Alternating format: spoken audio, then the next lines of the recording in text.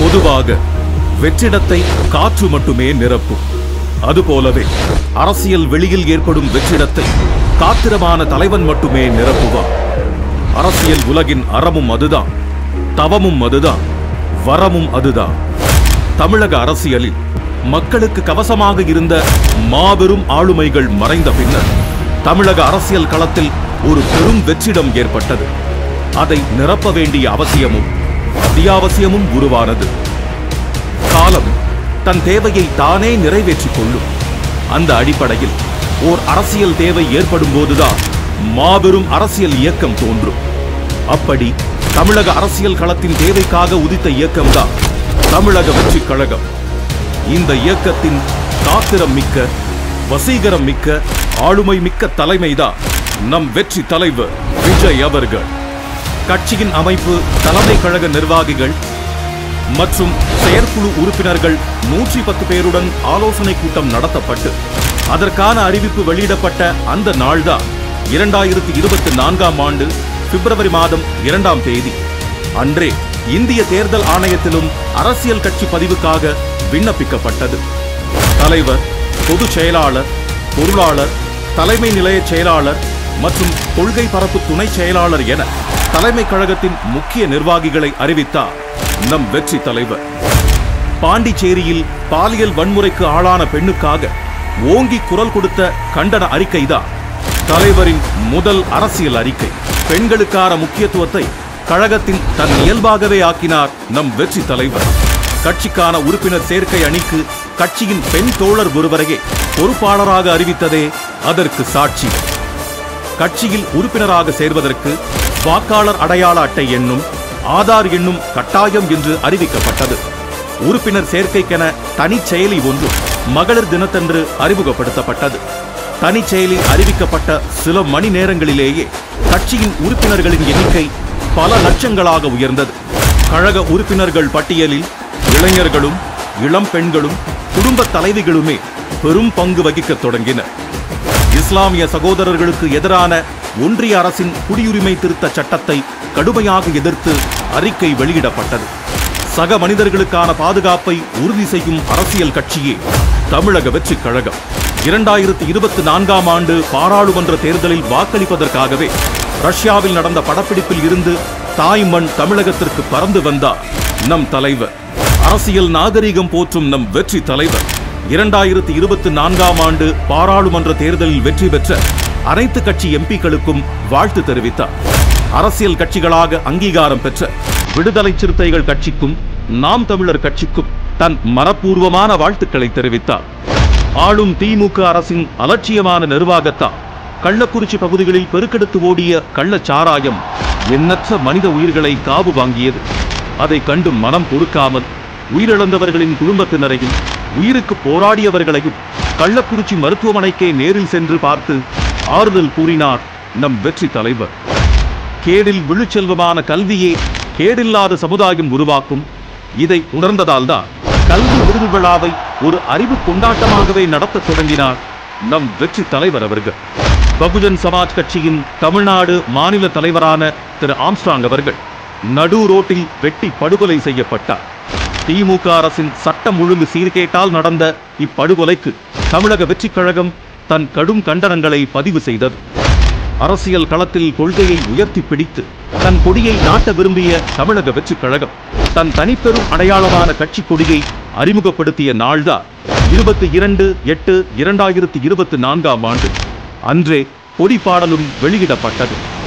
தமிழக வெற்றிக் கழகத்தின் கட்சி பதிவு கோரிக்கையை ஏற்ற இந்திய தேர்தல் ஆணையம் கழகத்தை அரசியல் கட்சியாக பதிவு செய்து அதற்கான அனுமதியையும் சட்டப்பூர்வமாக வழங்கியது. தந்தை பெரியாரின் பிறந்த நாள் அன்று சிங்கத்தின் குகைக்கே சென்று சிறப்பு செய்தது போல தந்தை பெரியார் உலவிய பெரியார் திடலுக்கே சென்று மலர் மரியாதை செய்தார் நம் தமிழக வெற்றிக் கழக தலைவர். கட்சியின் கொள்கைகளை, செயல் திட்டங்களை அறிவிக்க கட்சியின் முதல் மாநில மாநாட்டை விழுப்புரம் மாவட்டம் விக்கிரவாண்டி அருகில் உள்ள வி சாலையில் நடத்த முடிவெடுத்தார் நம் தலைவர். அந்த மாநாட்டிற்கு வெற்றி கொள்கை திருவிழா என்றும் பெயர் சூட்டினார். அதற்கான அறிவிப்பையும் வெளியிட்டார்.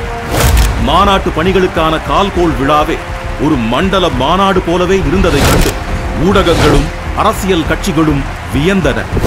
சென்னை மெரினாவில் நடந்த இந்திய விமானப்படை சாகச நிகழ்ச்சியில் அடிப்படை வசதிகளையும் பாதுகாப்பு முன்னேற்பாடுகளையும் கூட செய்யாமல் அலட்சியம் காட்டியது தற்போதைய ஆளும் அரசு. அதனால் பல மனித உயிர்கள் பலியாகின. அந்நிகழ்வின் போது உயிரிழந்தோருக்கு ஆறுதலையும் அரசுக்கு கடும் கண்டனங்களையும் கழக தலைவர் தெரிவித்தார்.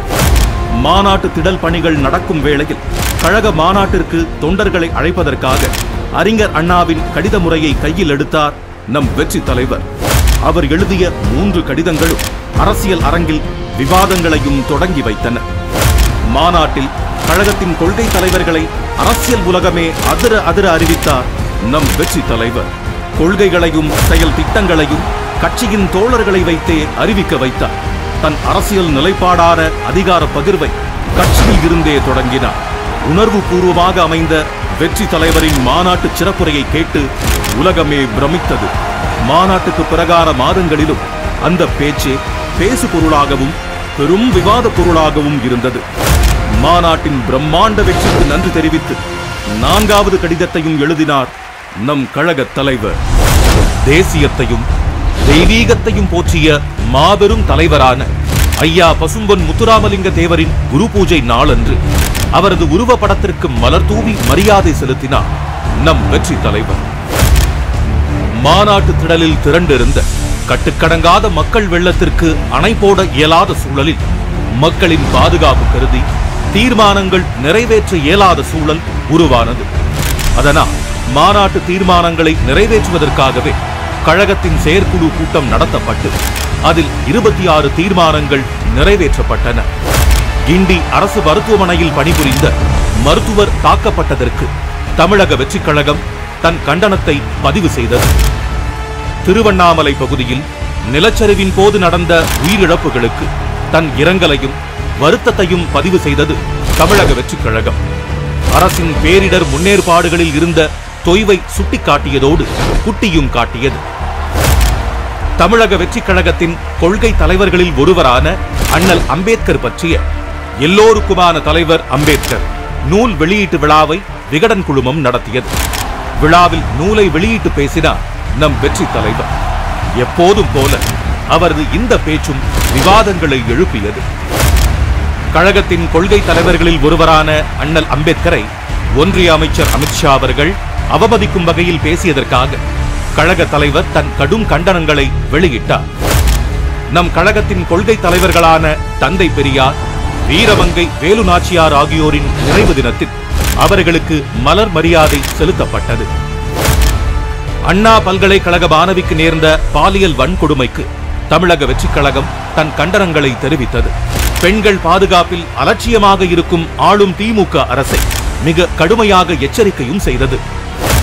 பெண் குழந்தைகள் மற்றும் பெண்களுக்கான பாதுகாப்பை வலியுறுத்த நம் வெற்றி தலைவரின் கையால் எழுதப்பட்ட கடிதம் ஒன்று தமிழகமெங்கும் பொதுமக்களிடமும் பெண்களிடமும் விநியோகிக்கப்பட்டது.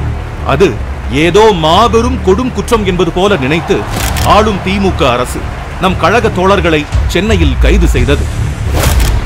மாநில தன்னாட்சி உரிமையில் மாறாத நிலைப்பாடு கொண்ட நம் கழகம் ஆளுநர் பதவியை அறவே எதிர்க்கிறது.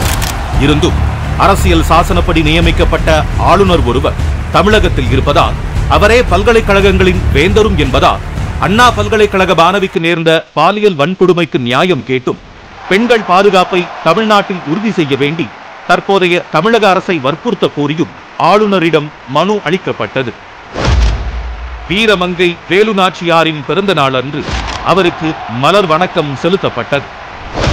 தமிழக சட்டமன்றத்தில் தமிழ்தாய் வாழ்த்தை அலட்சியப்படுத்தி அவமதித்த ஆளுநருக்கு கண்டனமும், சட்டமன்ற பேரவை நிகழ்வுகளை நேரலை செய்ய துணியாத திமுக அரசிற்கு கண்டனமும் தெரிவிக்கப்பட்டது. நீட் தேர்வை ரத்து செய்வதே முதல் வேலை என்று சொல்லி மக்களை ஏமாற்றி ஆட்சிக்கு வந்த திமுக ஆட்சிக்கு வந்த 4வது ஆண்டில் நீட் தேர்வை ரத்து செய்யும் அதிகாரம் தங்களிடம் இல்லை என்று அறிவித்தது. இது அப்பட்டமான ஏமாற்று வேலை என்று அதிகாரத்தின் பிடரி பிடித்து உலுக்கினார் நம் தலைவர். காஞ்சிபுரம் மாவட்டம் பரந்தூர் பகுதியில் மக்களின் வாழ்வாதாரமான விவசாய நிலங்களை, வாழிடங்களை, இயற்கை நீர்நிலைகளை அழித்து புதிய விமான நிலையம் அமைக்க அரசு முடிவெடுத்தது.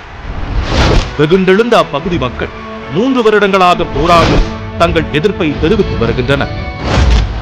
பரந்தூர் பகுதி மக்களின் போராட்ட களத்திற்கே நேரடியாக சென்று மக்களை சந்திக்க முடிவு செய்தார் நம் வெற்றி தலைவர். அரசு அனுமதி மறுத்தது. சட்டத்தை மதிக்க வேண்டும் என்பதற்காக காவல்துறை அனுமதித்த இடத்தில் மக்களை சந்தித்தார். பரந்தூரை தவிர்த்த மாற்று இடத்தில் விமான நிலையம் அமைக்க வேண்டும் என்றும் அரசை வலியுறுத்தினார். வெற்றி தலைவரின் கர்ஜனைக்கு மறுநாளே பரந்தூர் மக்கள் பாதிக்காத வண்ணம் பரிசீலிக்கப் போவதாக தமிழக அரசு அறிவித்தது. அரசியல் மைதானத்தில் தனக்கு எதிராக வீசப்படும் அத்தனை பந்துகளையும் அடித்து ஆடவும் அவசியமான வேளைகளில் தடுத்து ஆடவும் தெரிந்த இயக்கம்தான் நம் தமிழக வெற்றி கழகம். இதோ இப்போது கழகம் தன் 2ஆம் ஆண்டில் அடியெடுத்து வைக்கிறது. 2026ஆம் ஆண்டு சட்டமன்ற தேர்தலை இலக்காக கொண்டு களமாட தொடங்கியிருக்கும் தமிழக வெற்றி கழகம் அரசியல் வானில் நிரந்தரமாக ஒளிரும், தன் நேர்மையாலும் மிளிரும். இனி வரும் ஆண்டுகளிலும் நம் வெற்றி தலைவர் வழியில் செல்வோம், வெற்றி வாகை சூடுவோம். உங்க மகன், உங்க அண்ணன், உங்க தம்பி, உங்க தோழன், உங்க விஜய்